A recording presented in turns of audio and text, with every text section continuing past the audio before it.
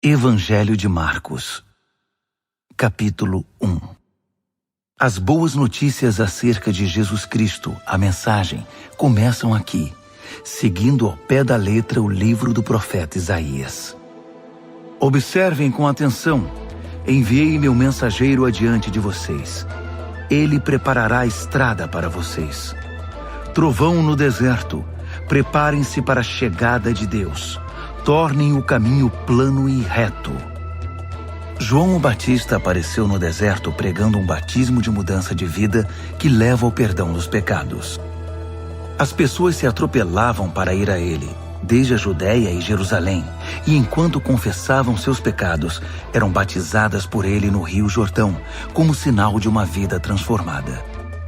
João vestia uma túnica de pelo de camelo, amarrada à cintura por um cinto de couro. Alimentava-se de gafanhotos e mel silvestre. Sua pregação era esta: o mais importante está por vir. O protagonista deste drama, perante o qual sou um simples figurante, mudará a vida de vocês. Eu os batizo aqui no rio, mudando a velha vida de vocês pela vida no reino. O batismo dele, com o Espírito Santo, irá mudá-los de dentro para fora. Nessa época, Jesus de Nazaré apareceu na Galileia e foi batizado por João no Jordão. Assim que saiu da água, Jesus viu o céu aberto e o Espírito de Deus, à semelhança de uma pomba, descendo sobre ele. Com a visão do Espírito, ouviu-se uma voz: Você é o meu filho, escolhido e marcado pelo meu amor, a alegria da minha vida. Imediatamente o Espírito guiou Jesus ao deserto. Durante 40 dias e noites, ele foi testado por Satanás. Animais selvagens eram sua companhia e os anjos tomavam conta dele. Depois que João foi preso, Jesus mudou-se para a Galileia e ali pregava: O tempo é agora. O reino de Deus está aqui. Mudem de vida e creiam na mensagem. Caminhando pela praia do mar da Galileia, Jesus avistou Simão e seu irmão André pescando com redes. Era nisso que trabalhavam. Jesus convidou-os: Venham comigo. Vou fazer de vocês um novo tipo de pescadores. Vou mostrar como pescar pessoas em vez de peixes. Sem fazer uma pergunta, eles simplesmente largaram as redes e foram com ele. Alguns metros adiante, perto da praia, ele viu os irmãos Tiago e João, filhos de Zebedeu, que estavam no barco consertando as redes. Jesus fez aos dois a mesma proposta. Imediatamente, eles deixaram seu pai, Zebedeu, o barco e os empregados e o acompanharam. Eles entraram em Cafarnaum. Quando o sábado chegou, Jesus foi logo para a sinagoga e passou o dia lá ensinando. O povo ficou admirado com seu ensino objetivo e confiante, sem os sofismas e as citações usados pelos líderes religiosos. De repente, estando ele ainda na sinagoga, a reunião foi interrompida por um homem extremamente perturbado, que gritava: O que você veio fazer aqui conosco, Jesus? Sei o que você veio fazer aqui, Nazareno. Você é o Santo de Deus e veio aqui para nos destruir. Jesus ordenou: Quieto, saia dele. O espírito perturbador agitou o homem, protestou em voz alta e saiu. Os ouvintes impressionados cochichavam entre si: O que está acontecendo aqui? Um novo ensinamento com demonstração prática? Ele consegue calar espíritos demoníacos imundos e ainda os expulsa. A notícia correu rapidamente e todos na Galileia ficaram sabendo do incidente. Jesus saiu da sinagoga e foi para a casa de Simão e André, acompanhado por Tiago e João. A sogra de Simão estava de cama, ardendo em febre. Informado disso, Jesus foi até onde ela estava, pegou-a pela mão e a fez levantar-se. Tão logo a febre a deixou, ela foi preparar o jantar para eles. Ao anoitecer, depois do pôr do sol, foram trazidas a ele pessoas doentes e afligidas por espíritos malignos. A cidade inteira fez fila na porta da casa. Ele curou os corpos doentes e as almas atormentadas. Os demônios conheciam sua verdadeira identidade, mas ele não permitia que se pronunciassem. Ainda não havia amanhecido quando ele se levantou e retirou-se para orar num lugar isolado. Simão e os que estavam com ele foram procurá-lo. Eles o encontraram e disseram: Todos estão à tua procura? Jesus decidiu: Vamos a outras cidades, para que eu possa pregar ali também. Faz parte da minha missão. Assim, por toda a Galiléia, ele visitou sinagogas, que era um lugar de reunião, pregando e expulsando demônios. Um leproso aproximou-se dele, ajoelhou-se e implorou: Se o Senhor quiser, pode me purificar. Emocionado, Jesus estendeu a mão, tocou o leproso e disse: Quero, fique limpo. A lepra desapareceu na hora. A pele do homem ficou lisa e saudável. Jesus o despediu com ordens estritas: Não diga nada a ninguém. Apenas se apresente ao sacerdote e leve a oferta de purificação, como Moisés prescreveu, para validar a cura diante da comunidade. Mas assim que se afastou de Jesus, o homem saiu contando a cura que recebera, espalhando a notícia por toda a cidade.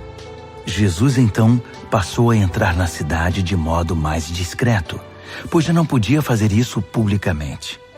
No entanto, ele logo foi encontrado, e o povo corria para ele, vindo de todos os lugares. Marcos, capítulo 2. Passados alguns dias, Jesus voltou para Cafarnaum, e a notícia de que ele havia voltado logo se espalhou. Uma multidão se formou, bloqueando a entrada da casa, de modo que ninguém podia entrar ou sair. Ele estava ensinando a palavra, quando 4 homens apareceram, carregando um paralítico. Eles não conseguiram entrar por causa da multidão. Por isso removeram parte do telhado e desceram um paralítico em sua maca. Impressionado com tanta fé, Jesus disse ao paralítico: Filho, eu perdoo seus pecados. Alguns líderes religiosos que estavam presentes começaram a cochichar entre si: Ele não pode falar assim. Que blasfêmia! Só Deus pode perdoar pecados. Jesus sabia o que eles estavam pensando e perguntou: Por que se mostram céticos? O que acham que é mais fácil? Dizer, eu perdoo seus pecados, ou levante-se, pegue sua maca e comece a andar? Pois bem, para que fique claro que sou o Filho do Homem e estou autorizado a fazer uma coisa e outra, voltou-se para o paralítico e ordenou: Levante-se, pegue sua maca e vá para casa. E o homem assim fez. Levantou-se, pegou sua maca e saiu andando diante de todos.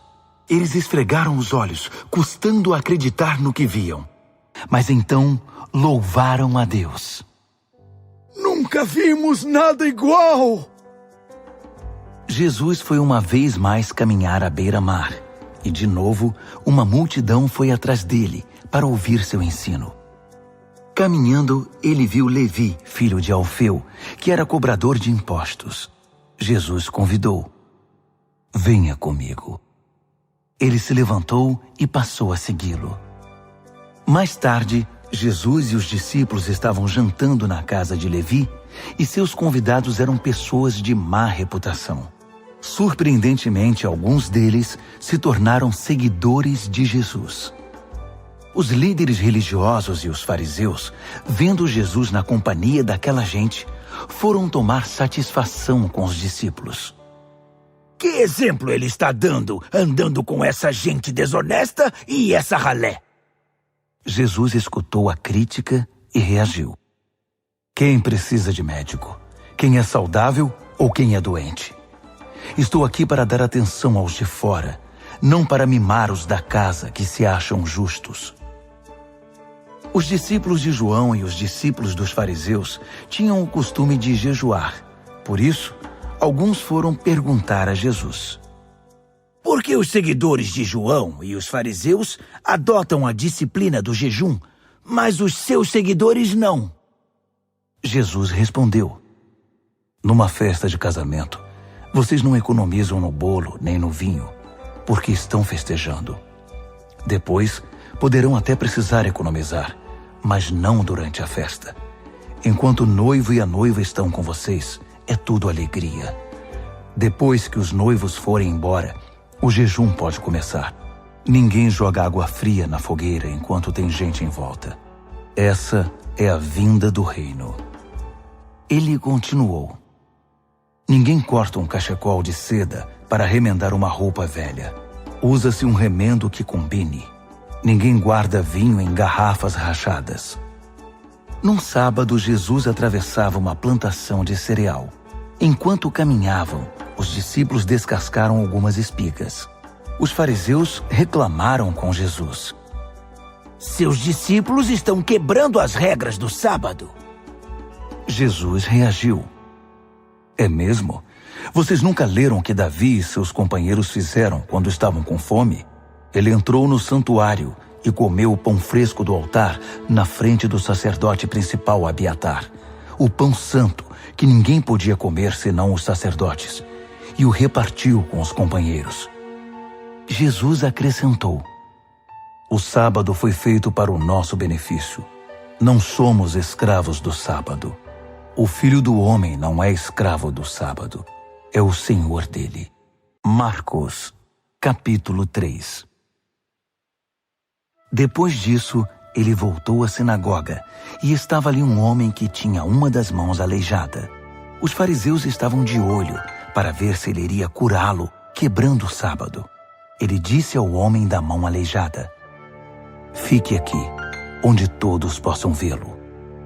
Então ele perguntou aos presentes: Que atitude é coerente com o sábado? Fazer o bem ou o mal? Ajudar as pessoas ou deixá-las sem ajuda? Ninguém disse nada. Ele os encarou um a um, indignado com a religiosidade inflexível deles, e então ordenou ao homem: Estenda a mão. Ele a estendeu. Ela ficou perfeita. Os fariseus se retiraram imediatamente, discutindo como unir forças com os partidários de Herodes para acabar com Jesus. Jesus partiu com seus discípulos para o mar, só para sair dali. Mas uma multidão imensa foi atrás dele. Gente da Galiléia, da Judéia, de Jerusalém, da Idumeia, da região próxima do Jordão e das vizinhanças de Tiro e Sidom.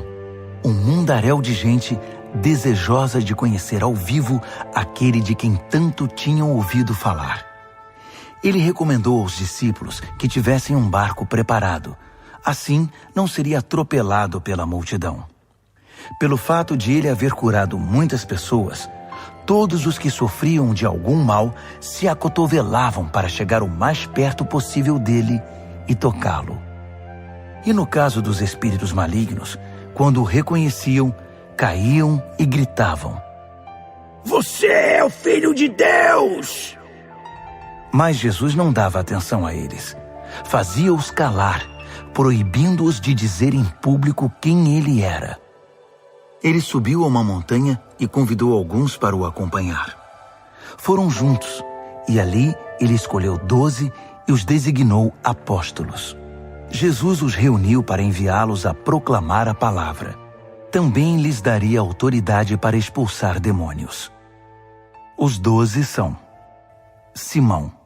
Jesus mais tarde chamou Pedro, que significa rocha. Tiago, filho de Zebedeu. João, irmão de Tiago. Jesus passou a chamar os irmãos Zebedeu de Boanerges, que significa filhos do trovão.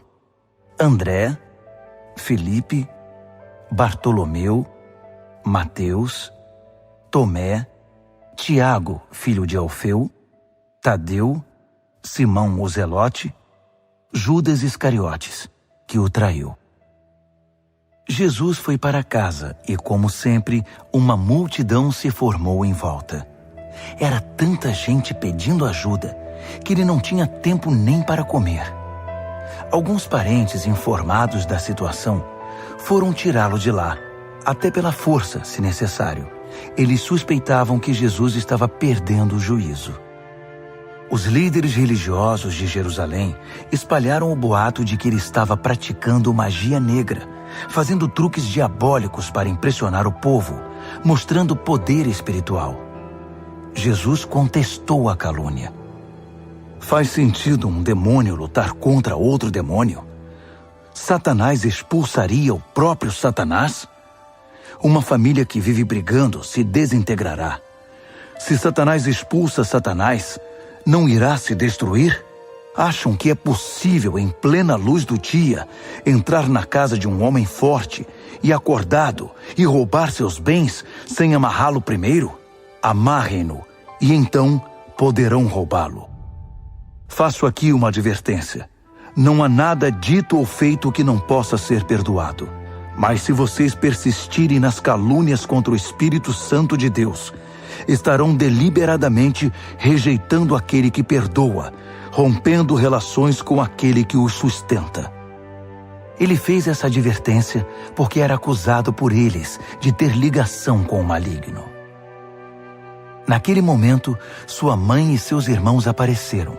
Estando do lado de fora, mandaram um recado, dizendo que queriam falar com ele.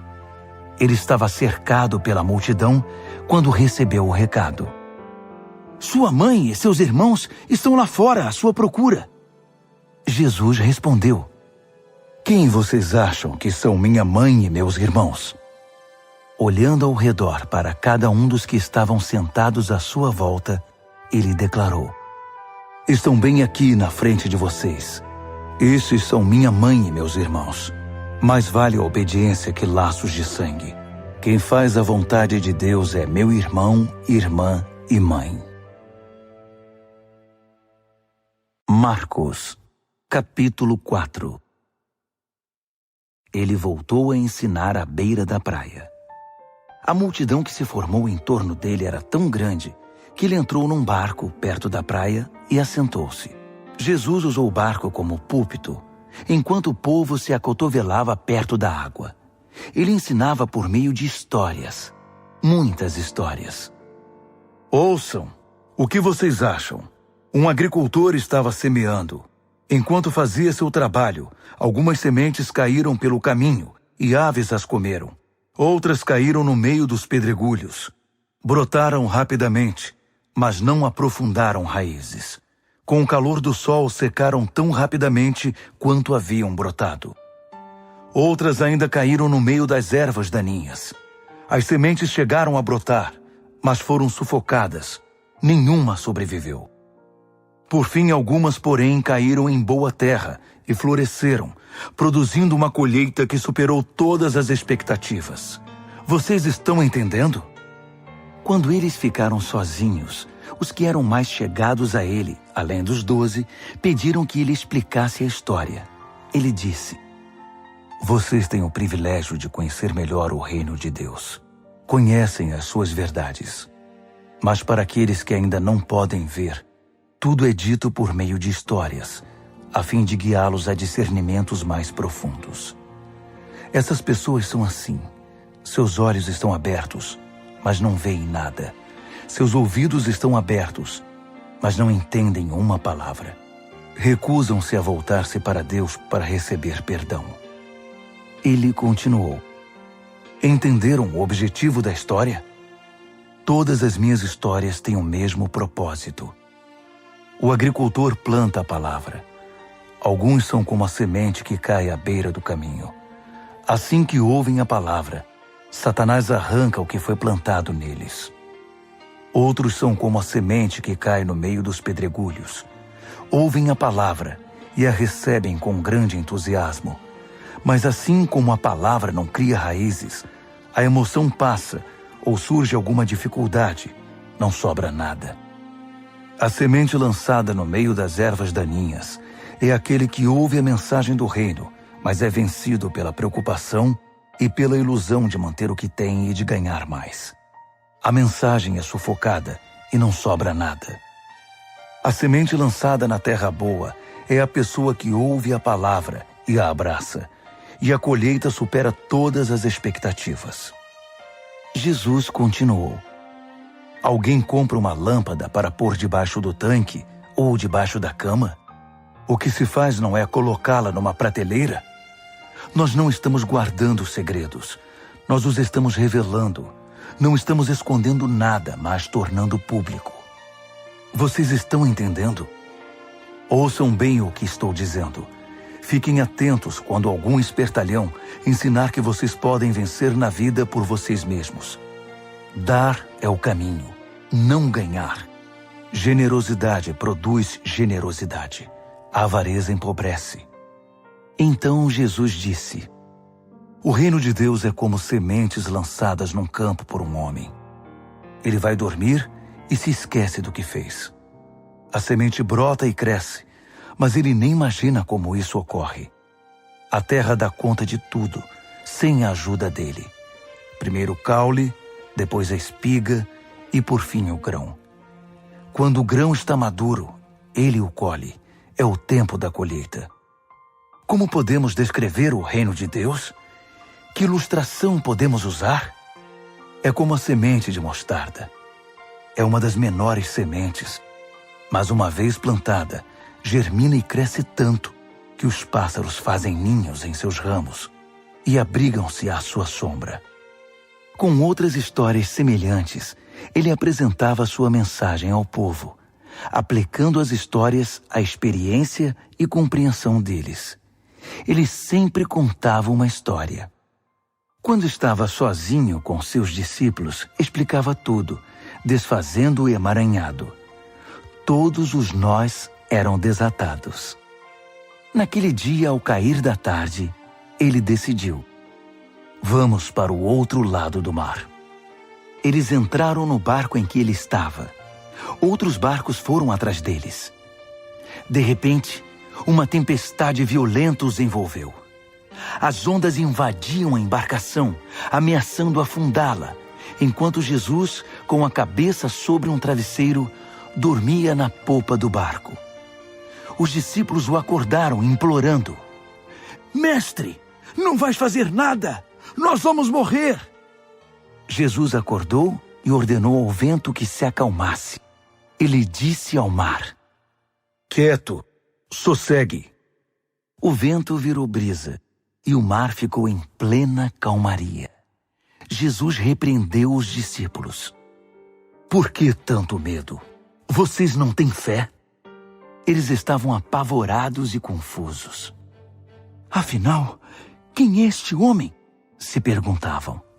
Até o vento e o mar se acalmam quando ele ordena. Marcos, capítulo 5. Eles chegaram ao outro lado do mar, na terra dos Gerazenos. Assim que Jesus saiu do barco, um louco, vítima de demônios, saiu do cemitério e correu para ele. O homem vivia no meio das sepulturas. Ninguém conseguia prendê-lo. Era impossível acorrentá-lo ou amarrá-lo.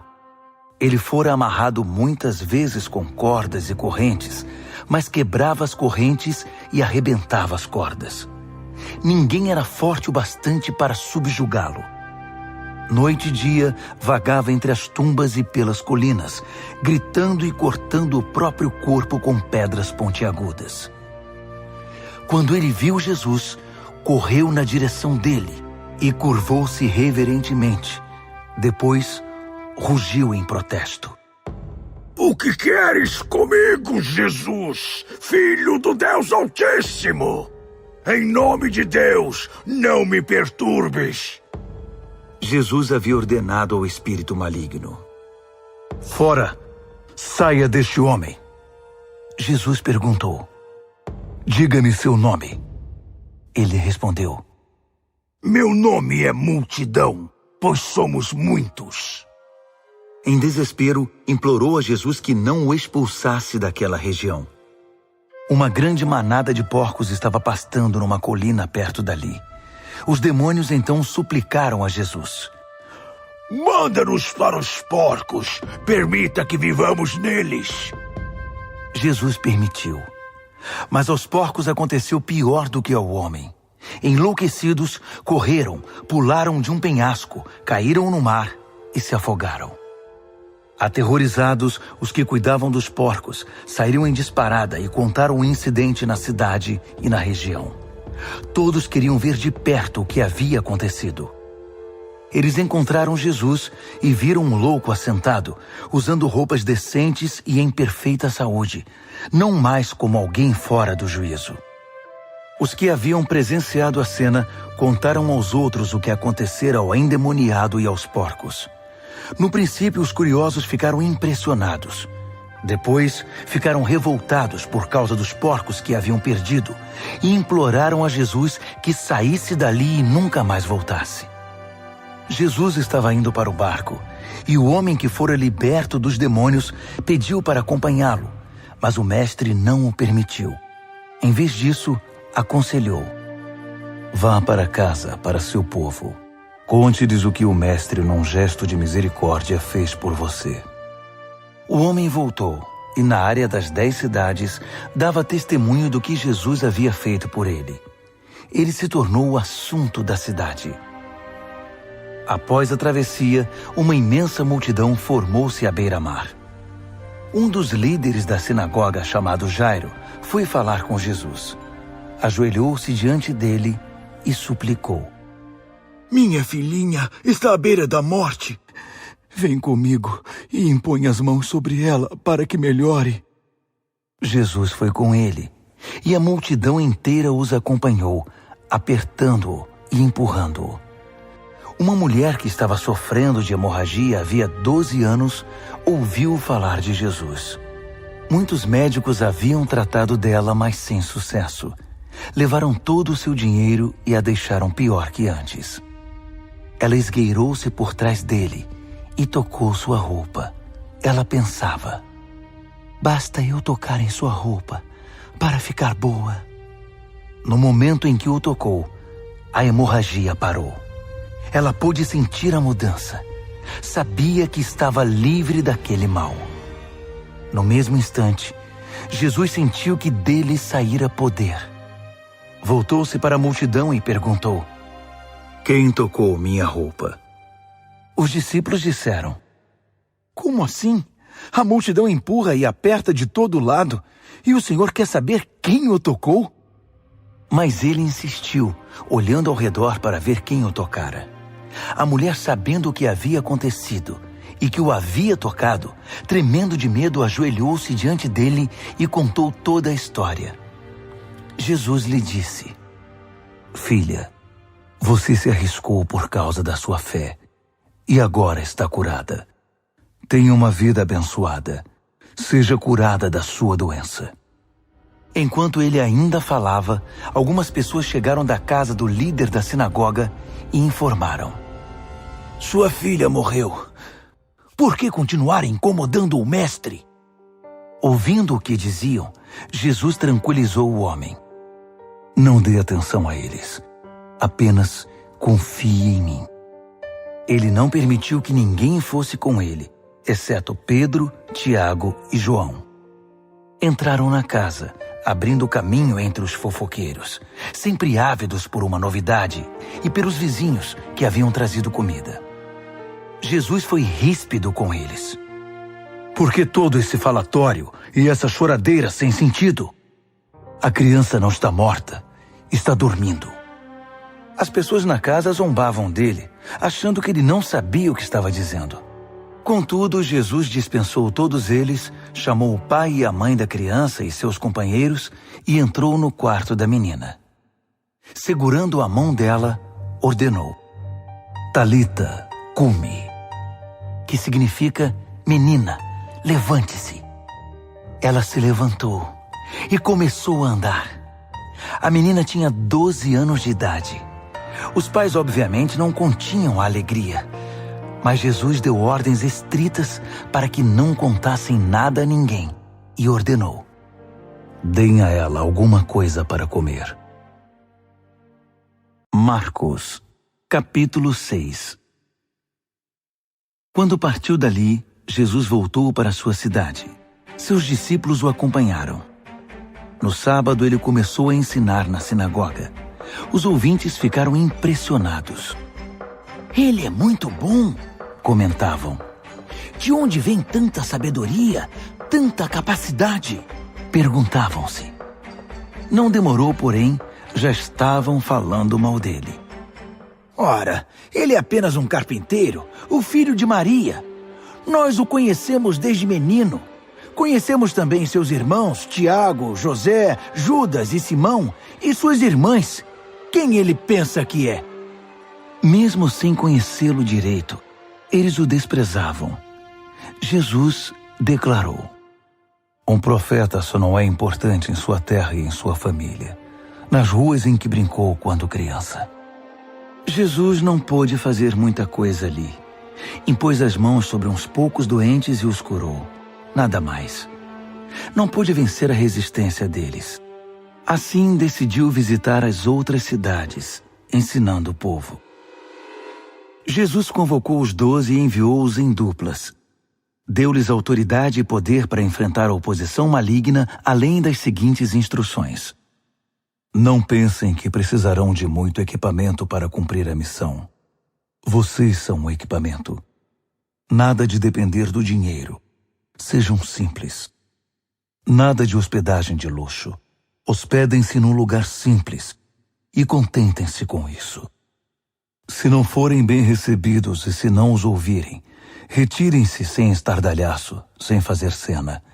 É hora de dar de ombros e continuar o caminho. Então eles partiram. Em alegre tom de urgência, anunciaram uma mudança radical de vida. Por onde passaram, expulsaram demônios e levaram saúde aos doentes, ungindo o corpo e curando a alma. Herodes tinha conhecimento de tudo isso, porque o nome de Jesus estava na boca de todo mundo. O rei dizia: esse deve ser João o Batista, que voltou dos mortos. Por isso é capaz de fazer milagres. Outros discordavam. Não, é Elias. Outros ainda opinavam. É um profeta, exatamente como os profetas dos tempos antigos. Herodes, porém, insistia. Tenho certeza de que é João. Eu o decapitei e agora ele está de volta, vivo. Esse Herodes foi aquele que mandara que João fosse preso e acorrentado por causa de Herodias, mulher de seu irmão Filipe. Pois João havia irritado Herodes por denunciar o adultério do rei. Fervendo de raiva, ela queria matá-lo, mas não ousou fazê-lo porque Herodes respeitava João. Convencido de que ele era um homem santo, o rei dispensava-lhe um tratamento especial. Sempre que o ouvia, sentia-se culpado. Mesmo assim, apreciava a palavra de João. Entretanto, chegou um dia especial, o aniversário de Herodes. Ele convidou toda a elite da Galileia, toda a nobreza. A filha de Herodias entrou no salão do banquete e dançou para os convidados. Ela encantou Herodes e todos os convidados. O rei disse à moça: peça-me qualquer coisa, darei o que você quiser. Entusiasmado, acrescentou: juro que divido meu reino com você se me pedir. Ela foi consultar sua mãe. O que devo pedir? Peça a cabeça de João, o Batista, foi a resposta. Empolgada, ela correu até o rei e pediu: quero a cabeça de João, o Batista, numa bandeja, e quero agora. O pedido deixou o rei abalado, mas para não perder o prestígio diante dos convidados, concedeu o que ela desejava. Ordenou que o carrasco fosse à prisão e trouxesse a cabeça de João. Ele cortou a cabeça de João e trouxe-a numa bandeja. Entregou-a à moça, que a levou para sua mãe. Quando os discípulos de João souberam do fato, foram buscar o corpo e lhe deram um sepultamento digno. Os apóstolos voltaram de sua missão e relataram a Jesus tudo o que haviam feito e ensinado. Jesus disse: venham, vamos parar e descansar um pouco. Era tanta gente indo e vindo que eles não tinham tempo nem para comer. Eles entraram no barco e foram para um lugar mais tranquilo. Entretanto, alguém os viu partindo, e a notícia se espalhou. Muita gente saiu correndo das cidades vizinhas e chegou ao lugar de destino antes deles.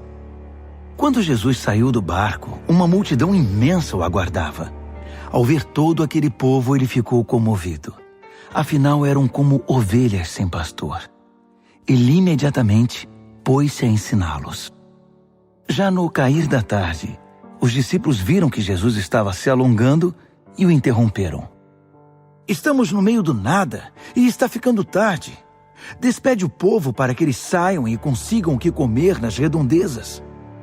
Jesus respondeu: vocês vão dar comida a eles. Eles perguntaram: é sério? Mesmo que gastemos uma fortuna? Mas ele não estava brincando. Quantos pães vocês têm? Verifiquem. Não demorou para saberem. 5 pães e 2 peixes, informaram. Jesus mandou que todos se assentassem em grupos de 50 ou de 100 na grama verde. Ele tomou os 5 pães e os 2 peixes, olhou para o céu, orou, abençoou o pão, partiu e entregou tudo aos discípulos, que por sua vez o repartiram com o povo. Ele fez o mesmo com o peixe. Todos comeram e ficaram satisfeitos. Os discípulos recolheram 12 cestos de sobras, e os que participaram da refeição foram cerca de 5.000. Terminada a refeição, Jesus insistiu em que os discípulos entrassem no barco e fossem para Betsaida, enquanto ele despedia o povo. Em seguida, ele subiu a uma montanha para orar. Tarde da noite, o barco já estava longe, e Jesus ainda estava em terra. Ele podia ver a dificuldade de seus companheiros com os remos, pois o vento estava contra o barco. Por volta das 4 horas da madrugada, Jesus foi na direção deles, andando sobre o mar. E quando se aproximou e eles o viram, pensaram que fosse um fantasma e gritaram apavorados. Jesus tratou de tranquilizá-los. Calma, sou eu. Não tenham medo. Assim que ele entrou no barco, o vento cessou. Eles ficaram perplexos, coçando a cabeça e tentando entender tudo o que havia acontecido. Não haviam entendido o que ele fizera na hora da refeição. Estavam com o coração endurecido. Concluíram a travessia, ancoraram o barco em Genezaré e lá o deixaram. Assim que pisaram em terra, a notícia rapidamente se espalhou. O povo correu até onde eles estavam, trazendo doentes em macas. Para onde quer que ele fosse, aldeia, cidade ou rota de comércio, os doentes eram levados até um local público. Eles imploravam que Jesus lhes permitisse tocar pelo menos na orla de sua roupa. E todos que a tocavam eram curados. Marcos, capítulo 7. Os fariseus e alguns líderes religiosos, vindos de Jerusalém, reuniram-se à volta dele para reclamar que os discípulos dele eram negligentes com as purificações rituais antes das refeições.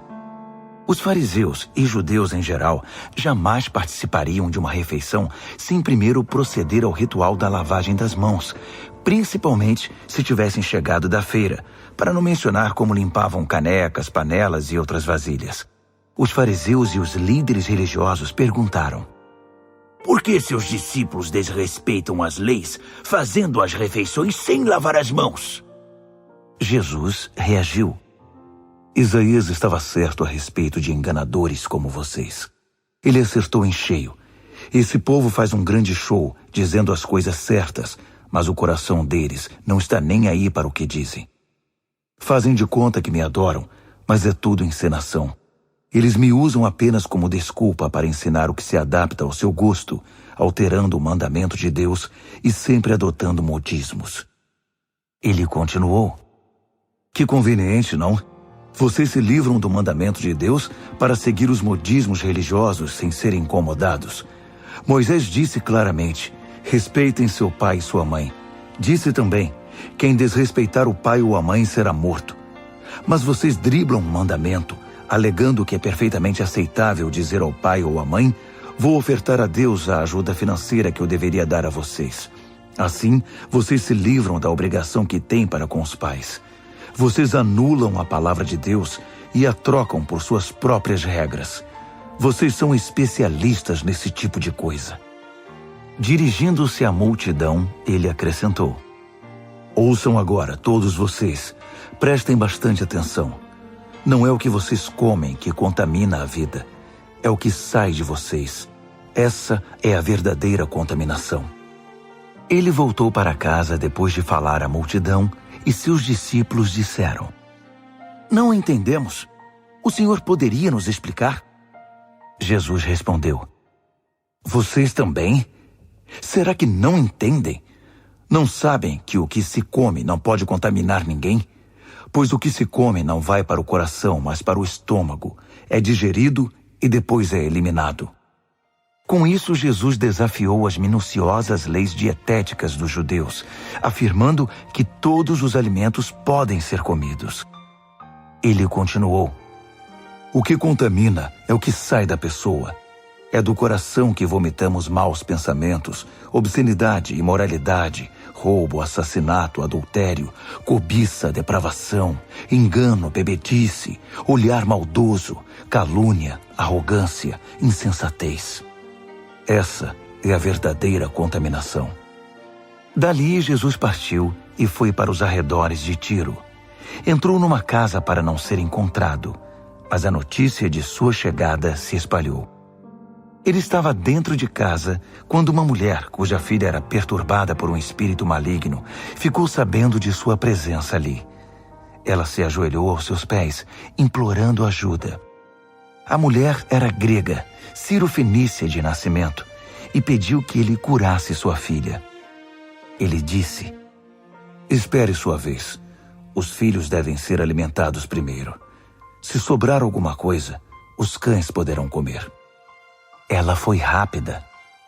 Entendo, mestre, mas os cães não comem das migalhas que os filhos deixam cair? Jesus ficou impressionado. Tem razão. Vá para casa. Sua filha não está mais perturbada. A aflição demoníaca se foi. Ela foi para casa e encontrou a filha tranquila na cama, livre daqueles tormentos. Ele deixou a região de Tiro e voltou para o mar da Galileia, passando por Sidom e pelo distrito das 10 cidades. Algumas pessoas trouxeram um homem que não podia ouvir nem falar e pediram a Jesus que impusesse as mãos sobre ele. Jesus tocou nos ouvidos do homem e passou-lhe um pouco de saliva na língua. Então orou, suspirou profundamente e ordenou: Efatá, abra-se. E assim aconteceu. O homem ouvia e falava perfeitamente. Jesus ordenou que mantivessem o fato em segredo, mas eles, entusiasmados, não paravam de falar no assunto. Diziam: ele faz tudo muito bem. Faz até o surdo ouvir e o mudo falar. Marcos, capítulo 8. Foi na mesma ocasião que Jesus outra vez se viu diante de uma multidão faminta. Ele chamou seus discípulos e disse: Estou com o coração partido por causa desta gente. Há 3 dias estão comigo e não tenho o que comer. Não posso mandá-los embora com fome. Vão acabar desmaiando no caminho. Alguns vieram de muito longe. Os discípulos perguntaram: Mas onde vamos encontrar comida suficiente para todos neste lugar deserto? Jesus perguntou: Quantos pães vocês têm? 7 pães, informaram. Jesus então mandou que o povo se assentasse. Depois de ter dado graças, tomou os 7 pães, partiu-os e entregou-os aos discípulos para que os repartissem com o povo. Havia também alguns peixes. Ele abençoou os peixes e ordenou aos discípulos que os repartissem de igual modo. Todos comeram à vontade, e foram necessários 7 grandes cestos para recolher as sobras. E os que participaram da refeição foram cerca de 4.000. Depois de despedir a multidão, Jesus entrou no barco com os discípulos e foram para Dalmanuta. Quando chegaram, os fariseus vieram pressioná-lo para que ele desse uma prova de quem era. Desafiado, Jesus perguntou: por que esta geração pede um sinal milagroso como garantia? A verdade é que vocês não terão sinal nenhum. Dali ele voltou para o barco e dirigiu-se para o outro lado do mar.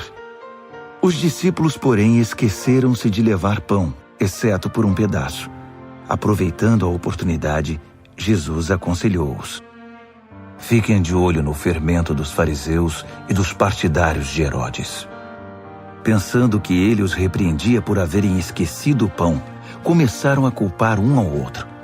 Percebendo o que se passava, Jesus perguntou: por que estão discutindo por haverem esquecido o pão? Não entenderam ainda? Não conseguem perceber? Não se lembram dos 5 pães que demos aos 5.000? Quantos cestos de sobras vocês recolheram? Eles responderam: 12. E dos 7 pães para os 4.000, quantos cestos de sobras vocês recolheram? 7. Ele perguntou: ainda não entendem? Ao chegarem eles a Betsaida, algumas pessoas trouxeram um cego e pediram a Jesus que o tocasse. Tomando-o pela mão, ele o levou para fora da cidade. Passou saliva nos olhos do homem, impôs as mãos sobre ele e perguntou: consegue ver alguma coisa? Ele olhou para cima e disse: vejo homens, só que eles parecem árvores andando. Jesus voltou a impor as mãos sobre ele.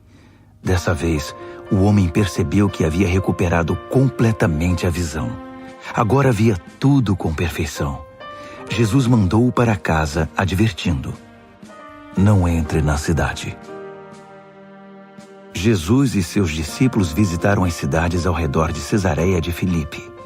Enquanto caminhavam, ele perguntou: quem o povo diz que eu sou? Eles responderam: alguns pensam que é João o Batista, outros acham que é Elias. Há quem pense que é algum dos profetas. Ele insistiu: e vocês, quem acham que eu sou? Pedro declarou: tu és o Cristo, o Messias.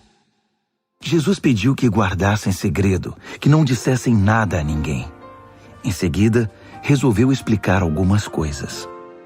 É necessário que o Filho do Homem seja maltratado, levado a julgamento e declarado culpado pelos líderes do povo, sacerdotes e líderes religiosos.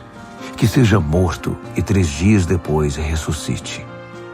Ele falava de modo simples e claro para que todos entendessem. Pedro, porém, protestou, segurando-lhe o braço. Vendo que os discípulos hesitavam em aceitar os fatos, Jesus repreendeu Pedro. Pedro, saia do meu caminho. Fora, Satanás. Você não tem ideia de como Deus trabalha. Reunindo uma multidão e seus discípulos, Jesus disse: quem quiser seguir-me, tem de aceitar minha liderança. Quem está na garupa não pega na rédea. Eu estou no comando. Não fujam do sofrimento. Abracem-no. Sigam-me e mostrarei a vocês como agir. Autoajuda não é ajuda. O autossacrifício é o caminho, o meu caminho, para ser realmente salvo. Qual é a vantagem de conquistar tudo o que se deseja e perder a si mesmo? O que vocês teriam para dar em troca da própria alma? Se vocês têm vergonha de mim ou do meu caminho por causa dos seus amigos inconstantes e sem futuro, saibam que irão enfrentar uma vergonha muito maior na presença do Filho do Homem quando ele voltar, envolto pela glória de Deus, seu Pai, com um exército de anjos. Marcos, capítulo 9. Então ele foi para casa dizendo: não é sonho. Alguns de vocês aqui verão tudo isso acontecer. O reino de Deus chegando com força total. 6 dias depois, 3 dos discípulos viram isso acontecer. Jesus levou Pedro, Tiago e João a um alto monte. Ali sua aparência mudou diante deles. Suas roupas brilhavam intensamente, de uma brancura tal que ninguém seria capaz de produzir. De repente, eles perceberam que Elias e Moisés estavam ali também, conversando com Jesus. Então Pedro interrompeu a conversa. Rabi, que grande momento! Que tal se construíssemos 3 memoriais na montanha? Um para o Senhor, um para Moisés e um para Elias. Ele falava sem pensar, apavorado e maravilhado com o que via. Naquele instante, uma nuvem brilhante os envolveu, e da nuvem ouviu-se uma voz. Este é meu filho, marcado pelo meu amor. Ouçam-no. No minuto seguinte, os discípulos olharam ao redor, esfregando os olhos. Não estavam vendo mais ninguém a não ser Jesus. Enquanto desciam a montanha, Jesus os fez prometer que guardariam o segredo. Não digam nada a ninguém sobre o que viram, até que o Filho do Homem levante-se dos mortos. Mas eles ficaram imaginando o que significaria levantar-se dos mortos. Eles fizeram uma pergunta. Por que os líderes religiosos dizem que Elias tem de vir primeiro? Jesus explicou. Elias vem para deixar tudo pronto. A verdade, porém, é que Elias já veio, mas eles não o reconheceram. Eles o desprezaram, assim como irão tratar o Filho do Homem. De acordo com as Escrituras, ele sofrerá terrivelmente. Será torturado e tratado com desprezo. Quando desceram a montanha para se reunir aos outros discípulos, viram-se rodeados por uma multidão imensa que debatia com os líderes religiosos. Assim que viu Jesus, o povo ficou animado. Correram para ele e o saudaram. Ele perguntou: O que está acontecendo? Por que toda esta agitação? Um homem da multidão respondeu: Mestre, eu trouxe meu filho que foi deixado mudo por um demônio. Toda vez que o demônio se aposta dele, joga-o ao chão. O menino baba, range os dentes e fica rígido como uma tábua. Falei com teus discípulos, esperando que o libertassem, mas não puderam. Jesus suspirou inconformado. Mas que geração! Vocês não conhecem Deus. Até quando vou ter de aguentar esse tipo de coisa? Quantas vezes ainda vou ter de passar por isso?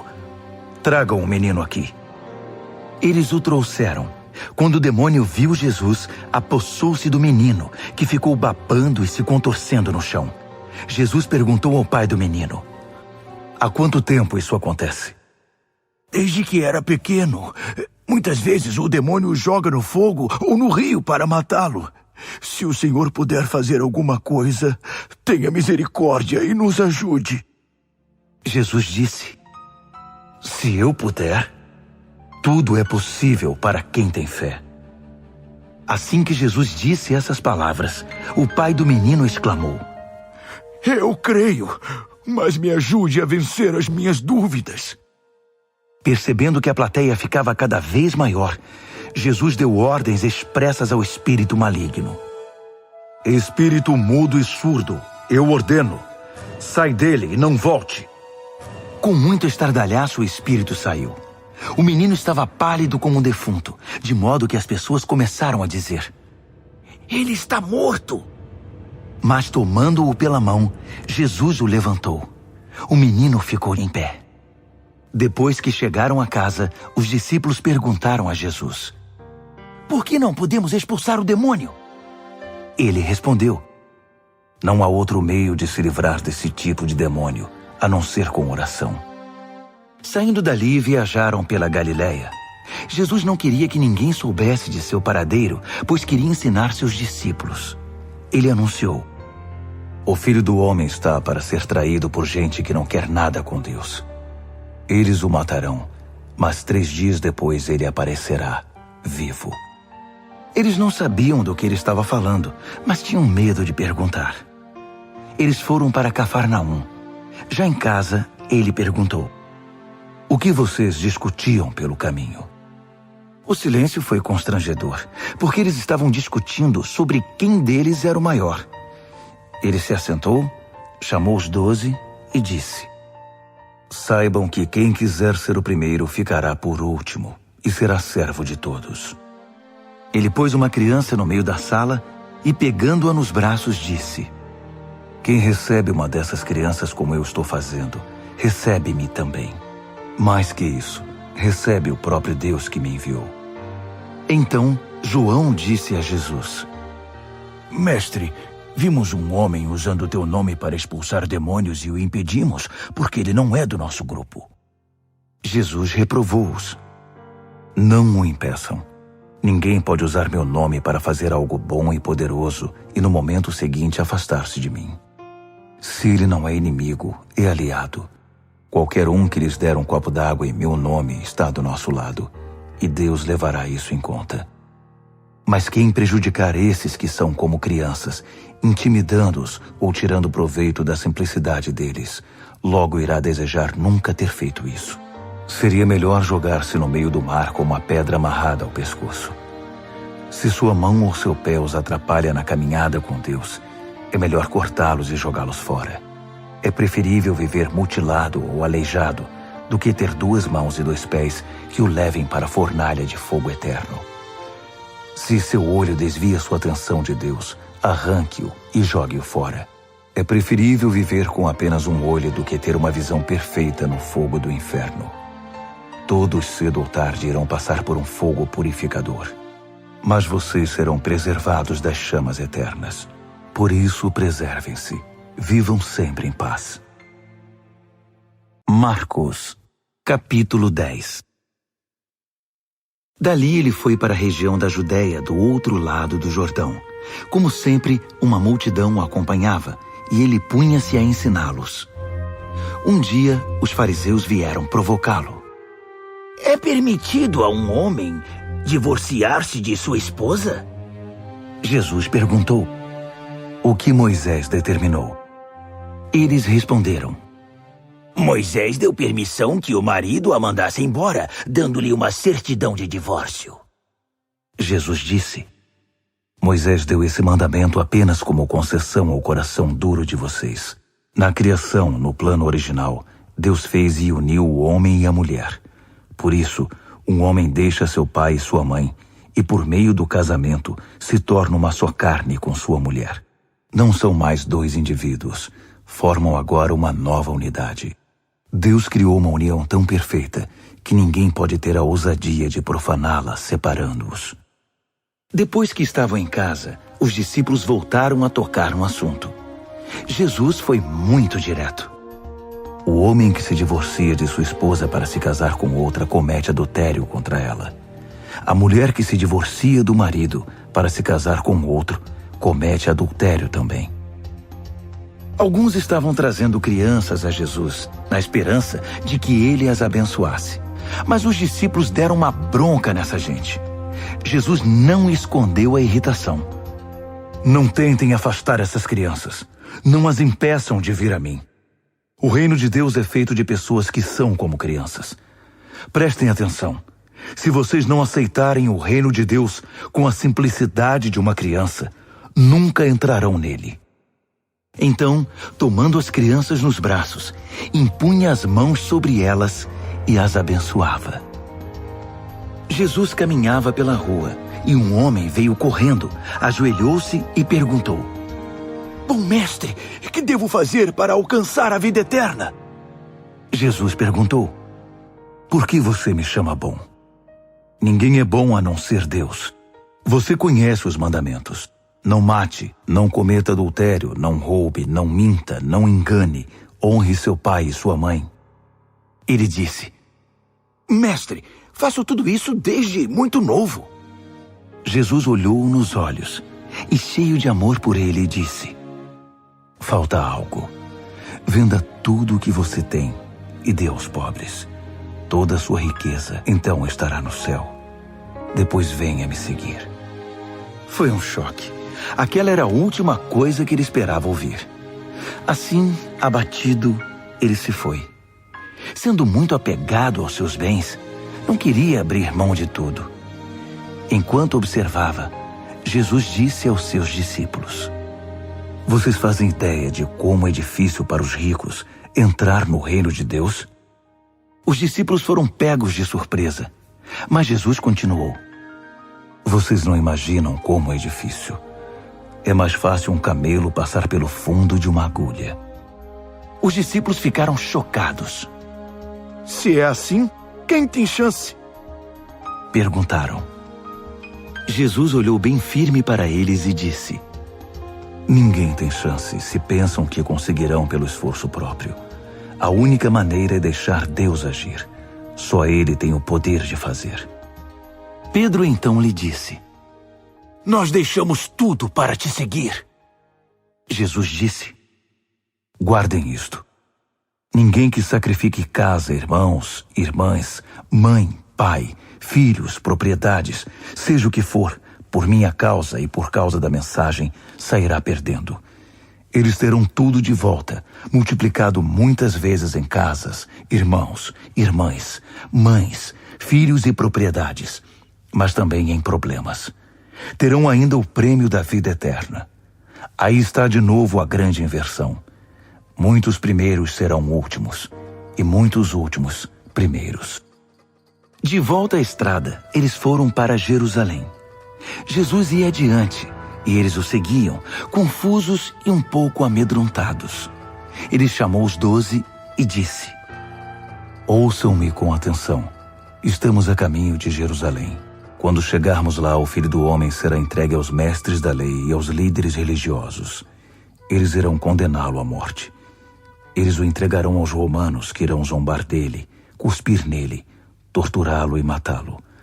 Mas depois de 3 dias, ele se levantará vivo. Tiago e João, filhos de Zebedeu, foram falar com Jesus.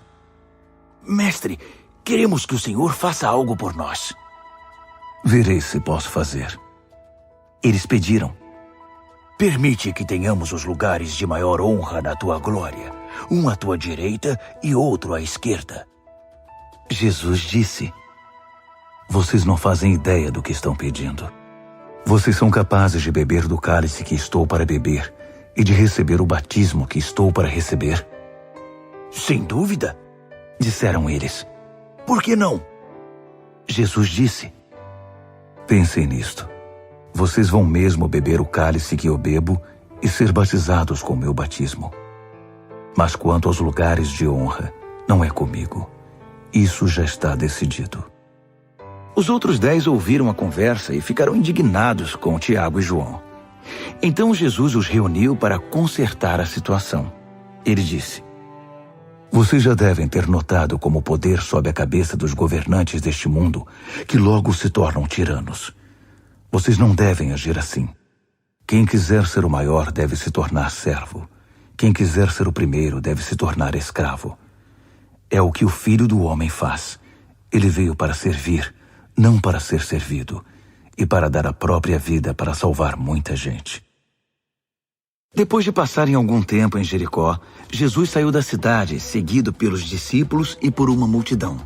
E um mendigo cego chamado Bartimeu, filho de Timeu, estava sentado à beira do caminho. Quando ele soube que Jesus o Nazareno passava por ali, começou a gritar: Filho de Davi! Jesus! Misericórdia! Tem misericórdia de mim! Muitos tentaram fazê-lo calar, mas ele gritava ainda mais alto: Filho de Davi! Tem misericórdia de mim! Jesus parou e ordenou: Tragam-no aqui. Eles foram chamá-lo. Hoje é o seu dia. Ele está chamando você. Levante-se. Jogando longe sua capa, ele ficou em pé e foi até Jesus. Jesus perguntou: O que você quer de mim? O cego respondeu: Senhor, eu quero ver. Siga seu caminho. Sua fé salvou e curou você, disse Jesus. No mesmo instante, ele recuperou a visão e seguia Jesus estrada fora. Marcos, capítulo 11. Quando se aproximaram de Jerusalém, à altura de Betfagé e Betânia, perto do Monte das Oliveiras, Jesus enviou 2 discípulos com estas instruções: Vão à aldeia que está adiante. Ali encontrarão um jumentinho amarrado. Ele nunca foi montado. desamarrem-no e tragam-no aqui. Se alguém perguntar o que vocês estão fazendo, digam: o Senhor precisa dele, mas vai devolvê-lo. Eles foram e encontraram um jumentinho numa rua, amarrado a um portão. Eles o desamarraram, mas alguns dos que estavam ali perguntaram: por que estão desamarrando o jumentinho? Os discípulos responderam exatamente como Jesus os instruíra, e não foram mais incomodados. Assim, levaram o jumentinho e puseram suas capas sobre ele, e Jesus o montou. Muitos estendiam seus mantos pela estrada, dando a Jesus uma recepção de rei. Alguns lançavam seus mantos na rua, outros espalhavam ramos que haviam cortado nos campos. Havia muita gente por todo lado gritando: Hosana! Bendito é o que vem em nome de Deus! Bendito o reino do nosso pai Davi que está chegando! Hosana nos altos céus! Ele entrou em Jerusalém e foi para o templo. Parou ali para observar o movimento, mas como era tarde, voltou para Betânia com os 12. No dia seguinte, depois que saíram de Betânia, ele sentiu fome. No caminho avistou uma frondosa figueira. Aproximou-se dela para encontrar figos, mas não achou nada além de folhas. Não era a época de figos. Ele disse à árvore: nunca mais alguém comerá dos seus frutos. E os discípulos ouviram. Chegando a Jerusalém, entraram no templo, e Jesus começou a expulsar todos os que faziam comércio ali. Ele derrubou as mesas dos agiotas e as bancas dos vendedores de pombas. Também não permitiu que ninguém mais passasse carregando cestos pelo recinto sagrado. Ele explicou suas ações com o seguinte texto: minha casa foi designada casa de oração para as nações, mas vocês a transformaram em ponto de encontro de ladrões. Ao tomar conhecimento desses fatos, os principais sacerdotes e os líderes religiosos decidiram que era a hora de se livrar dele. Estavam em pânico, porque o povo se mostrava encantado com os seus ensinamentos. À noite, Jesus e seus discípulos deixaram a cidade. Pela manhã, andando pela estrada, eles viram a figueira. Estava seca até a raiz. Lembrando-se do que acontecera no dia anterior, Pedro disse: Mestre, olha, a figueira que amaldiçoaste ficou seca. Jesus foi direto: assumam de fato o seu compromisso com Deus, e nada será difícil para vocês. Aquela montanha, por exemplo, basta ordenar sem dúvida ou hesitação: pule no mar, e ela obedecerá. Absolutamente tudo, do pedido menor ao maior, que vocês incluírem na oração, será atendido, se vocês de fato confiarem em Deus. E quando orarem, lembrem-se de que não se trata apenas de pedir. Se vocês têm algo contra alguém, perdoem. Só então o Pai Celestial de vocês perdoará os seus pecados. De volta a Jerusalém, eles caminhavam pelo templo. Então os principais sacerdotes, os líderes religiosos e os líderes do povo exigiram: mostre-nos suas credenciais. Quem deu a você autoridade para falar e agir desse modo? Jesus respondeu: primeiro respondam a uma pergunta. Se a responderem, também responderei a sua. No caso do batismo de João, quem o autorizou? Deus ou os homens? Digam-me. Eles ficaram numa situação difícil e sabiam disso. Confusos, cochichavam entre si. Se dissermos Deus, ele vai perguntar por que não acreditamos nele. Se dissermos os homens, estamos em apuros, porque o povo tinha João na conta de profeta. Decidiram então dar a vitória a Jesus dessa vez. Não sabemos, responderam. Jesus concluiu: então também não vou responder a pergunta de vocês. Marcos, capítulo 12. Em seguida, Jesus começou a lhes contar algumas histórias. Um homem plantou uma vinha, cercou-a, fez um tanque de espremer uvas, construiu uma torre de vigilância, arrendou-a aos lavradores e saiu em viagem. Quando chegou a época da colheita, ele enviou um empregado para receber sua parte nos lucros. No entanto, os lavradores o agarraram, espancaram e mandaram embora de mãos vazias. Ele mandou outro empregado que também foi agredido e humilhado. Depois enviou outro, que foi assassinado. O mesmo aconteceu com muitos outros. Uns foram agredidos, outros assassinados. Restava apenas um que podia ser enviado, seu filho amado. Já quase sem esperanças, decidiu enviar o próprio filho, pensando: meu filho eles vão respeitar. Mas os lavradores perceberam a oportunidade. Esfregaram as mãos cheios de cobiça e disseram: esse é o herdeiro. Vamos matá-lo e ficar com a vinha. Então o agarraram e mataram, e depois jogaram o corpo fora da vinha. O que vocês acham que o proprietário da vinha irá fazer?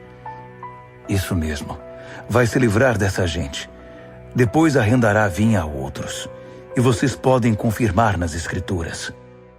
A pedra que os pedreiros rejeitaram é agora a principal. Isso é obra de Deus.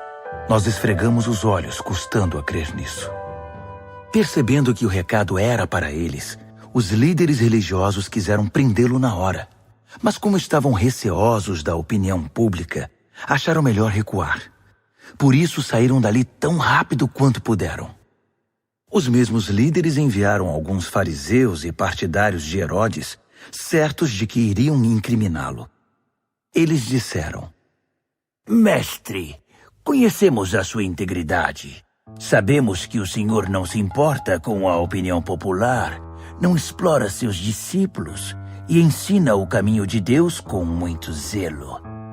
Diga-nos com toda a honestidade, é correto pagar impostos a César?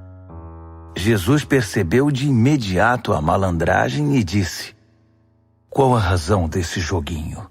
Por que tentam me pegar com essas armadilhas? Vocês têm uma moeda?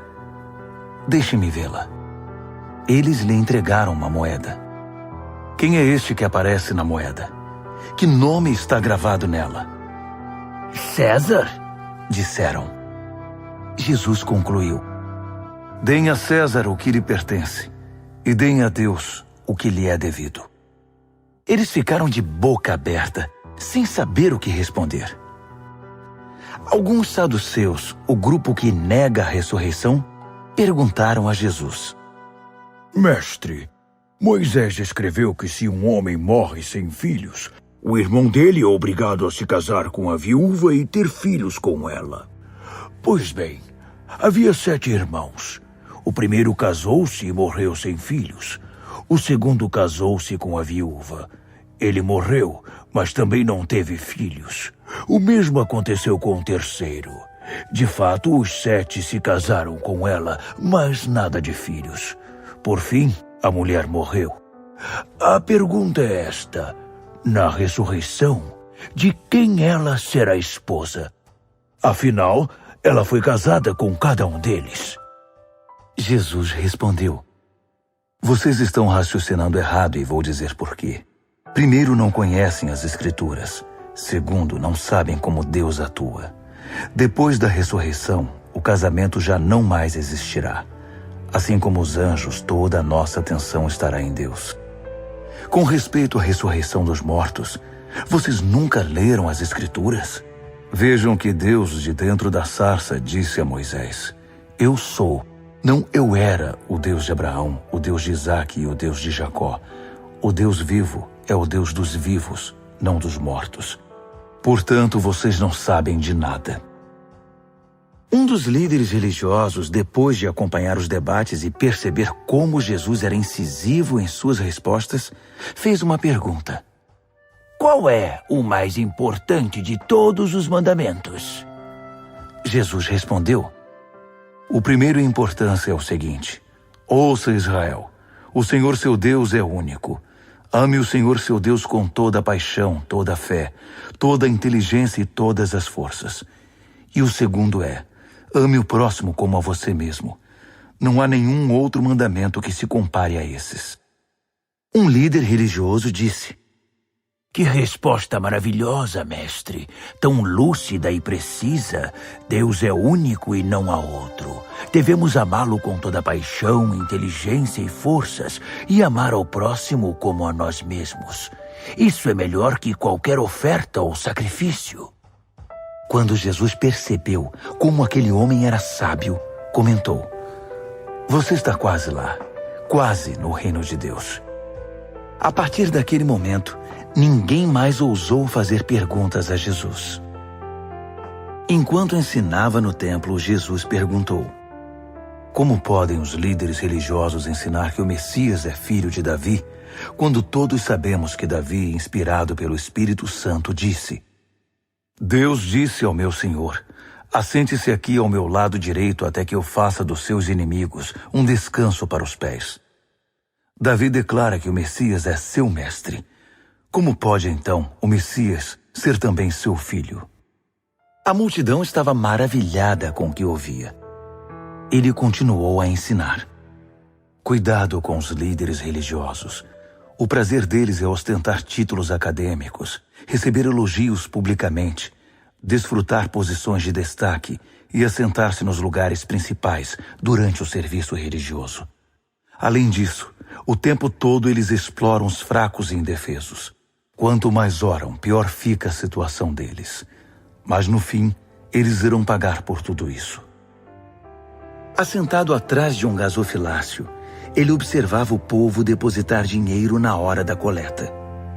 Os ricos faziam ofertas voltosas, mas uma viúva pobre aproximou-se e ofertou 2 pequenas moedas, uns míseros centavos.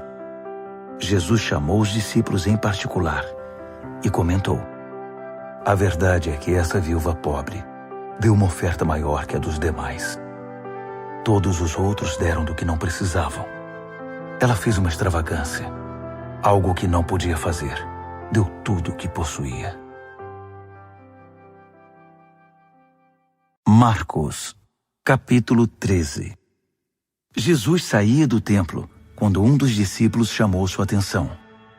Mestre, olhe essas pedras, essas construções. Jesus disse: Vocês estão impressionados com essa arquitetura grandiosa?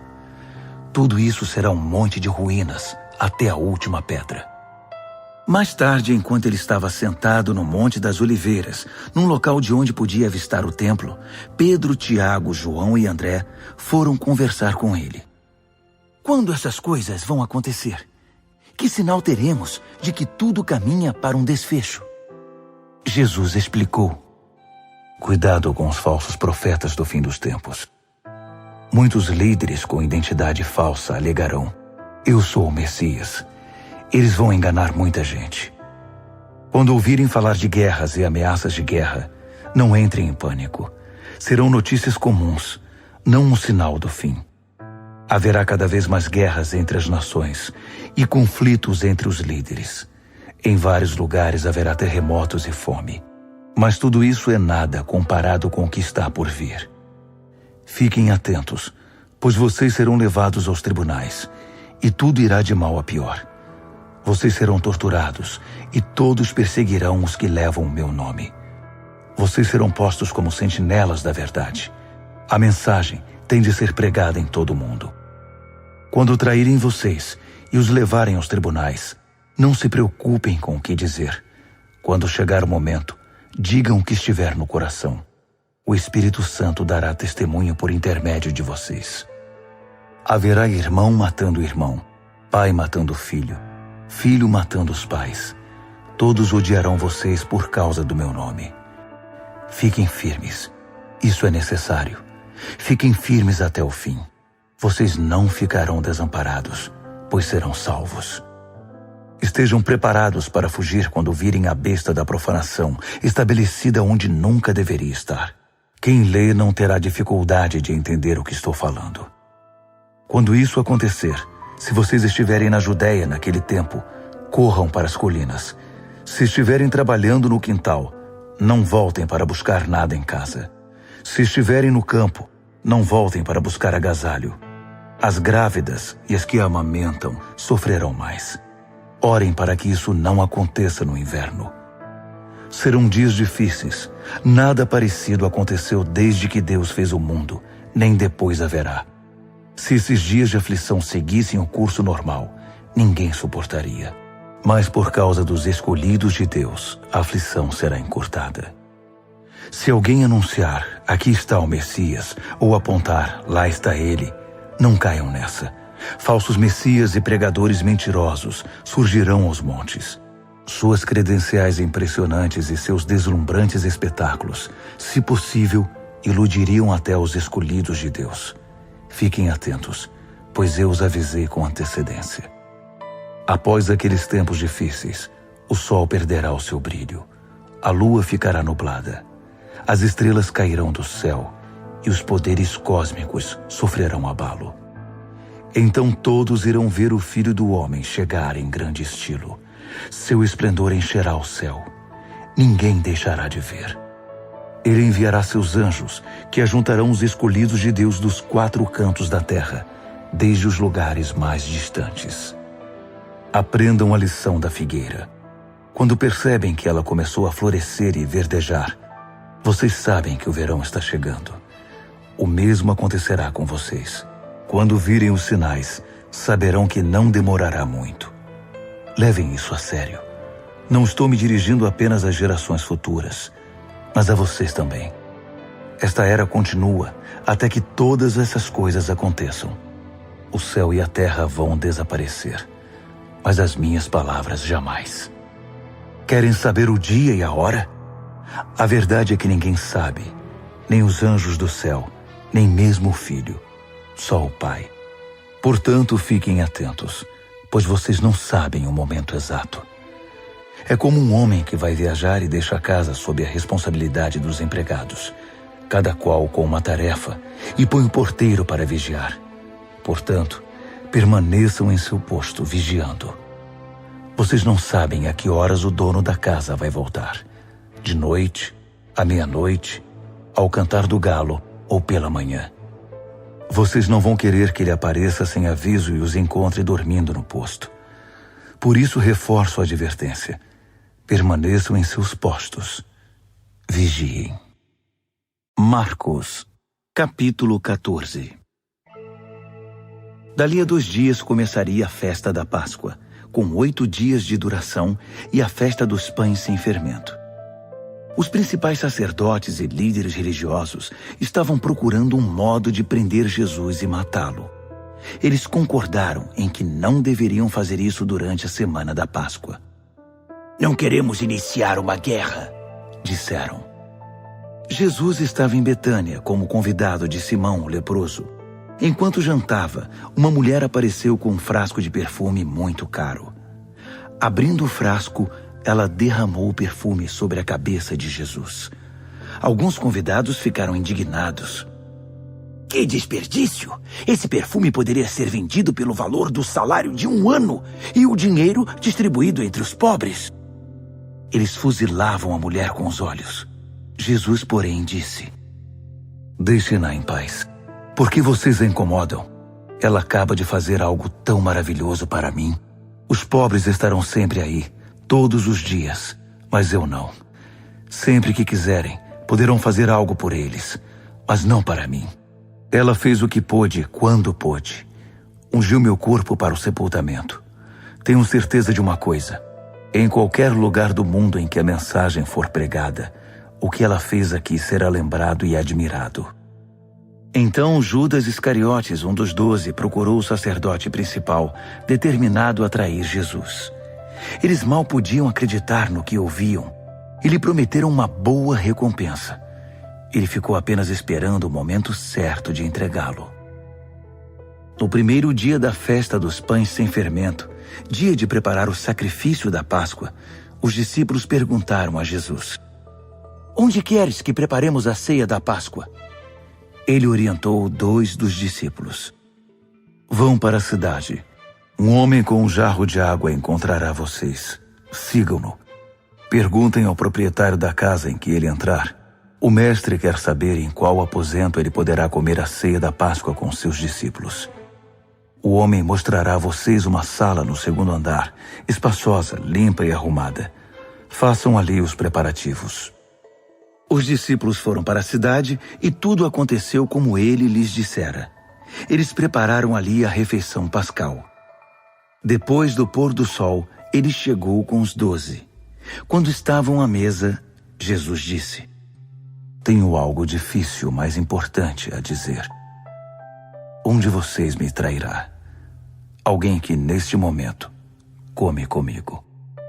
Chocados, começaram a dizer um após o outro: Eu não! Ele respondeu: É um dos 12, alguém que come sempre comigo. O Filho do Homem sofrerá a dor da traição, já prevista nas Escrituras. Até aí nenhuma surpresa. Mas ai do traidor do Filho do Homem. Melhor que ele nunca tivesse nascido. Durante a refeição, depois de tomar o pão e abençoá-lo, Jesus o partiu, deu-o aos discípulos e disse: Tomem, isto é meu corpo. Tomando o cálice e dando graças a Deus, entregou-o a eles também, e todos beberam. Ele disse: Isto é meu sangue, a nova aliança de Deus, derramado em favor de muitos. Não beberei vinho outra vez até o dia em que o beber no reino de Deus. Então eles cantaram um hino e foram para o Monte das Oliveiras. Jesus alertou-os: Por causa do que vai acontecer comigo, vocês irão se dispersar. Isso é para cumprir um texto das Escrituras que diz: Vou ferir o pastor, e as ovelhas ficarão desorientadas. Mas depois que eu ressuscitar, irei adiante de vocês para a Galileia. Mas Pedro, todo afoito, declarou: Ainda que todo mundo fuja, eu não fugirei. Jesus respondeu: Não tenha tanta certeza. Ainda esta noite, antes que o galo cante 2 vezes, você vai me negar 3 vezes. Pedro protestou, falando sem pensar: Ainda que eu tenha de morrer contigo, jamais te negarei. Todos os outros disseram o mesmo. Então eles foram para um jardim chamado Getsêmani. Jesus disse aos discípulos: Fiquem aqui, enquanto vou orar mais adiante. Levando consigo Pedro, Tiago e João, ele mergulhou em grande agonia e declarou: A tristeza que sinto é uma tristeza de morte. Fiquem aqui e vigiem comigo. Indo um pouco mais adiante, prostrou-se no chão e orou: Paizinho, Pai, Tu podes me livrar. Afasta este cálice de mim. Mas, por favor, não seja o que eu quero, mas sim o que Tu queres. Quando voltou aos discípulos, encontrou os 3 dormindo e disse a Pedro: Simão, você veio para dormir? Não pode aguentar nem 1 hora? Fiquem atentos. Orem sempre para que não caiam em tentação antes mesmo de perceber o perigo. Uma parte de você está disposta a fazer qualquer coisa por Deus, mas a outra parte simplesmente não reage. Depois disso, voltou ao seu lugar e fez a mesma oração. Retornando mais uma vez, ele os encontrou dormindo. Eles simplesmente não conseguiam manter os olhos abertos e não tinham nem como se desculpar. Ele voltou pela 3ª vez e disse: Vocês vão dormir a noite toda? Minha hora chegou. O Filho do Homem está prestes a ser traído e entregue nas mãos dos pecadores. Levantem-se. Vamos. O traidor chegou. Ele mal acabou de falar e Judas, do grupo dos 12, apareceu, acompanhado por um bando de maus elementos enviados pelos principais sacerdotes, líderes religiosos e demais líderes. Eles traziam espadas e paus. O traidor havia combinado um sinal com eles. Aquele a quem eu beijar é o procurado. Prendam-no. Não o deixem fugir. Ele foi direto a Jesus e o beijou, dizendo: Mestre. Os homens então o prenderam com muita brutalidade. Mas um dos que estavam com Jesus desembainhou a espada e atacou o servo do sacerdote principal, cortando-lhe a orelha. Mas Jesus reagiu: O que é isto? Vieram me buscar com espadas e paus, como se eu fosse um bandido perigoso. Dia após dia estive ensinando no templo, e vocês nunca moveram um dedo contra mim. Vocês acabam de confirmar os escritos proféticos. Nessa hora, todos os discípulos já haviam fugido. Um jovem seguia o grupo de longe. Tudo que ele trazia sobre o corpo era um lençol. Alguns daqueles homens tentaram agarrá-lo, mas ele escapou. Fugiu nu, deixando o lençol para trás. O grupo que prendeu Jesus levou-o ao sacerdote principal, que estava reunido com os principais sacerdotes, líderes do povo e líderes religiosos. Pedro os seguira a uma distância segura. Quando chegaram ao pátio do sacerdote principal, ele se misturou com os servos e foi se aquecer perto da fogueira. Os principais sacerdotes, conspirando com o concílio judaico, tentavam achar acusações contra Jesus para condená-lo à morte. Não encontraram nada. Muitos davam falso testemunho, mas um depoimento contradizia o outro. Alguns homens apareceram com esta história. Nós o ouvimos dizer: vou derrubar o templo, construído com tanto esforço, e em 3 dias construirei outro, sem ao menos erguer a mão. Mesmo assim, não havia plena concordância entre os relatos. Nesse momento, o sacerdote principal levantou-se e perguntou a Jesus: O que você tem a dizer dessa acusação? Jesus não deu resposta. O sacerdote principal insistiu, mudando a pergunta. Você é o Messias, o Filho do Deus bendito?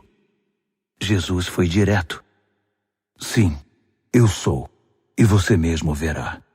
O Filho do Homem assentado à direita do Todo-Poderoso, vindo nas nuvens do céu. Nessa hora, o sacerdote principal perdeu a compostura. Rasgando a própria roupa, gritou: Ouviram isso? Acham que precisamos de mais testemunhas? Vocês testemunharam a blasfêmia! Vão deixar que isso fique assim? Por unanimidade, eles o condenaram, e foi sentença de morte. Alguns começaram a cuspir nele. Vendaram-lhe os olhos e batiam nele, provocando. Quem bateu em você? Profetize! Os guardas levaram-no dali, sem interromper o espancamento. Enquanto isso, Pedro estava no pátio. E aconteceu que uma das empregadas do sacerdote principal, vendo Pedro se aquecer ali, olhou para ele e disse: Você estava com Jesus, o Nazareno? Mas ele negou. Não sei do que você está falando. Quando ele passou pelo pórtico, um galo cantou. A moça apontava para ele e dizia aos que estavam por ali: Ele é um deles, tenho certeza. E Pedro negou mais uma vez. Pouco depois, as pessoas ali começaram a insistir. Você tem de ser um deles. Está na cara que você é galileu. Então Pedro ficou muito nervoso e jurou: Nunca vi esse homem de quem vocês estão falando. Na mesma hora, o galo cantou pela segunda vez. Pedro lembrou-se do que Jesus dissera: Antes que o galo cante 2 vezes, você vai me negar 3 vezes. Sem se conter, desabou a chorar.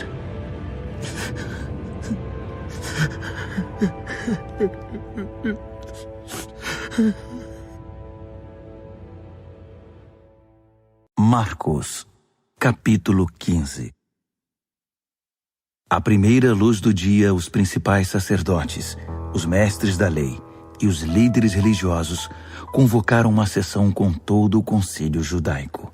Eles amarraram Jesus com cuidado e foram levá-lo a Pilatos. Pilatos perguntou: Você é o rei dos judeus?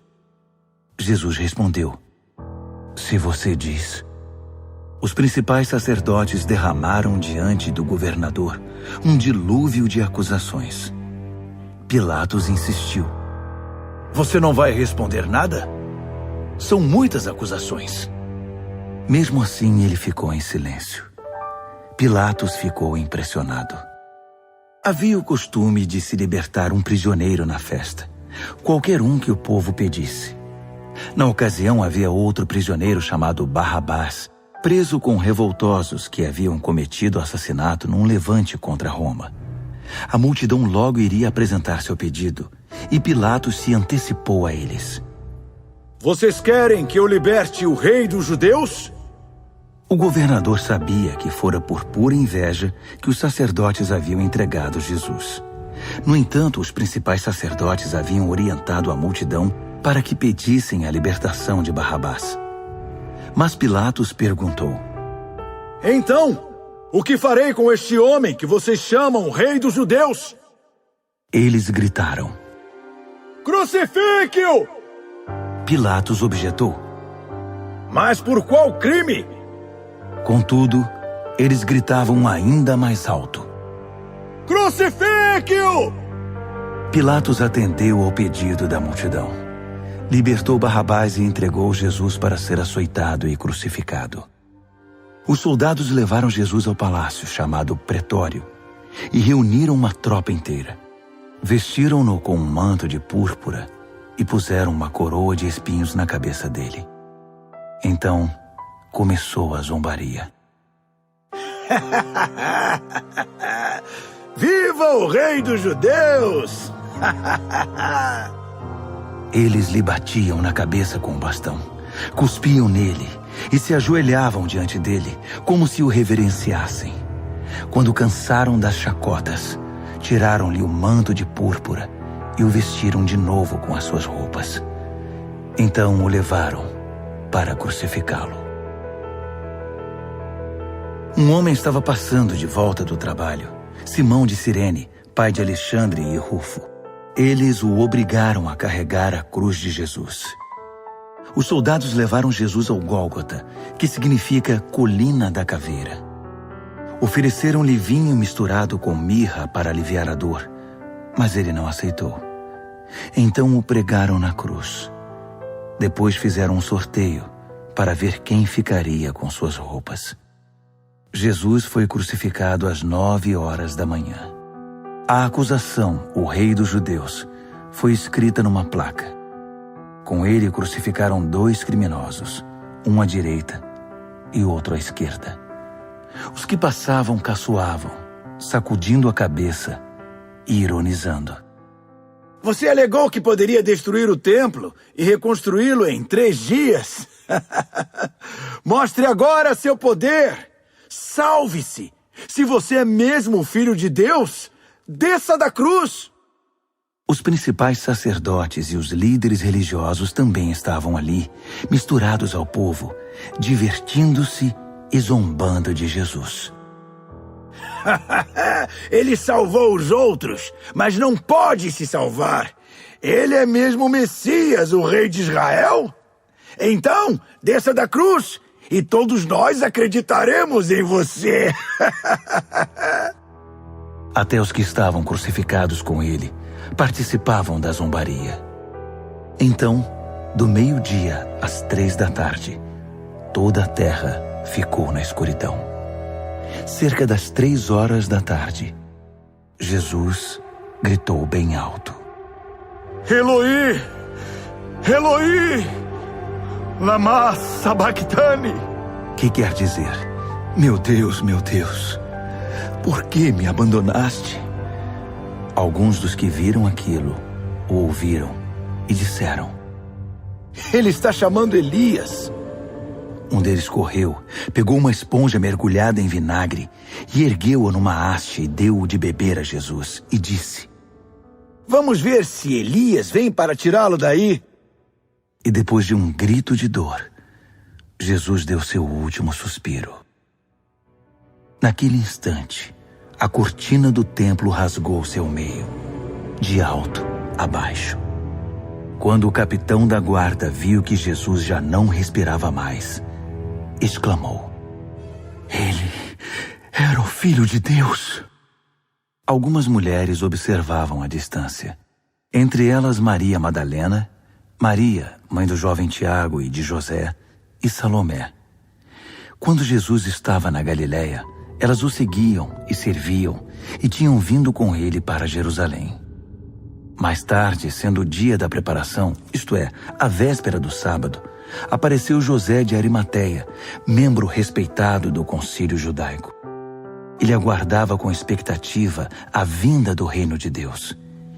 Enchendo-se de coragem, procurou Pilatos e pediu o corpo de Jesus. Pilatos duvidou que ele tivesse morrido tão rapidamente e mandou o capitão verificar se Jesus estava de fato morto. Com a garantia do capitão, ele entregou o corpo a José. José havia comprado um lençol de linho. Depois, envolveu o corpo e o depositou no túmulo que havia escavado na rocha. Pôs uma grande pedra na entrada. Maria Madalena e Maria, mãe de José, observaram o sepultamento. Marcos, capítulo 16.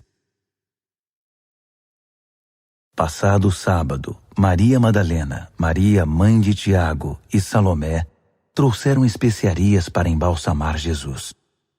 Na manhã de domingo, assim que o sol raiou, elas foram ao túmulo. Estavam preocupadas e diziam umas às outras: "Quem irá rolar a pedra do túmulo para nós?" Ao chegar, elas descobriram que a pedra já havia sido rolada. Era uma pedra muito grande.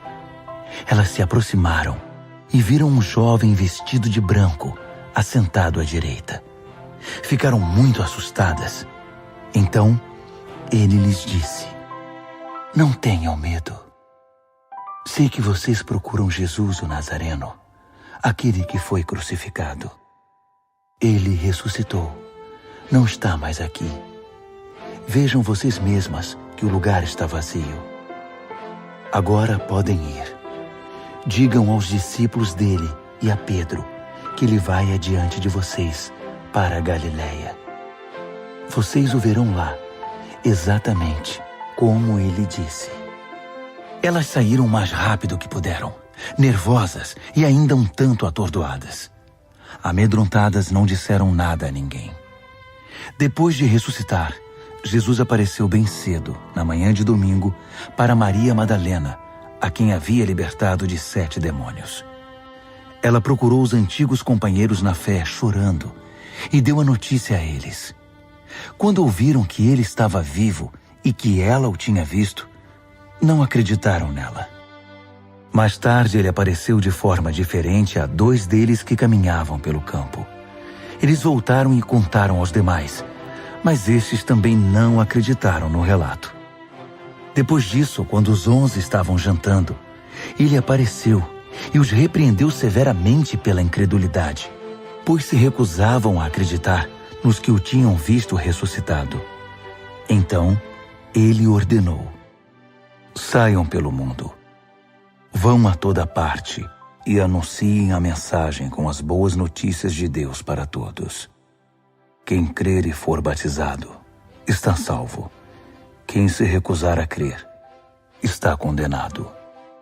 Estes são alguns dos sinais que acompanharão os que crerem. Eles vão expulsar demônios em meu nome, falar em novas línguas, pegar em serpentes e até beber veneno sem que nada lhes aconteça. Também vão impor as mãos sobre os enfermos e curá-los." Então o Senhor Jesus, depois de orientá-los, foi elevado ao céu e assentou-se ao lado de Deus no lugar da mais alta honra. Os discípulos saíram por toda parte pregando. O Senhor trabalhava com eles, confirmando a mensagem com provas inquestionáveis.